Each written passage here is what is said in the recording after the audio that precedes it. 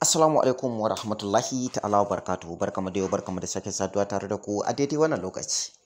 A yanzu zan muka samu rahoto dangane da yanayin wasu abubuwa da suke yawo a kafafen sada zumunta. Sai dai wasu sun karyata hakan, wasu kuma sun gaskata hakan. Bayan hujjoji da aka samu masu ɗumbin yawa, an gaskata hakan domin me an tabbatar da abin da ake zargi a yanzu. Sai dai wayannan mata sun yi kokari su kare kansu, sai dai hujjoji sun kasa tabbatar da kare kansu. Domin wasu da yawa ana da zargin cewa akwai wata mummuna alaka wacce alaka tana da matukar karfi a tsakaninsu, musamman ma idan masu sauraro suka yi waiwaye da wasu abubuwa da suke yawo a yanzu.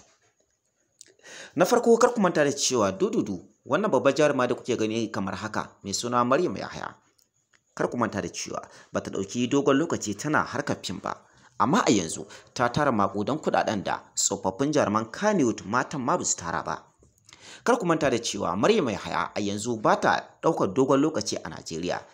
Takan tafi ƙasashe daban-daban ba don komai ba sai don kawai ziyara da kuma jin daɗin rayuwarta. Sannan ita kanta bugu da ƙari wannan babbar jaruma da kuke gani mai suna Aisha Najamu, amma mafi yawancin mutane sun fi saninta da Aisha Izaso. Ita kanta ta tara kuɗaɗe masu ɗumbin yawa, kuma takan je yawo daban-daban, kuma takan je ƙasashe daban-daban, kuma ita kanta dududu ba ta ɗauki lokaci da fara wannan harka ta harkar fim ba. Zargi ya bayyana ɓaro-ɓaro akwai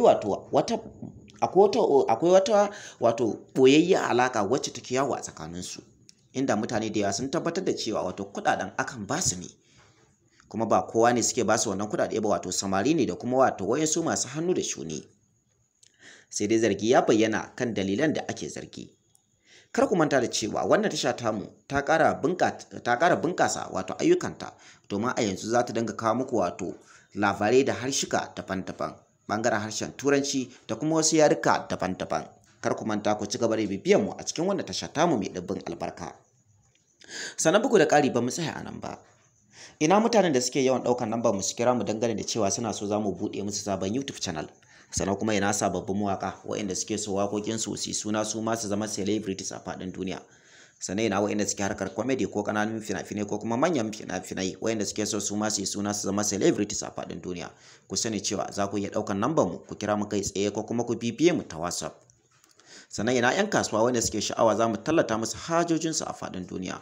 Ku sani cewa ku kanku za ku iya ɗaukar lambar mu ku kira mu kai tsaye ko kuma ku bibiye mu ta WhatsApp domin mu tallata muku hajojinku a faɗin duniya. A gurguje bari mu dawo ainihin abin da ya ajiye mu ɓangaren waɗannan jarumai. Sai dai a yanzu ba mu da lokaci, sai dai mu ce ku ci gaba da bibiyan mu, ku yi subscribing kana ku danna ƙararrawa domin jin sirrukan jaruman Kannywood mata da kuma maza da kuma zargin da ake yi akan waɗannan mata.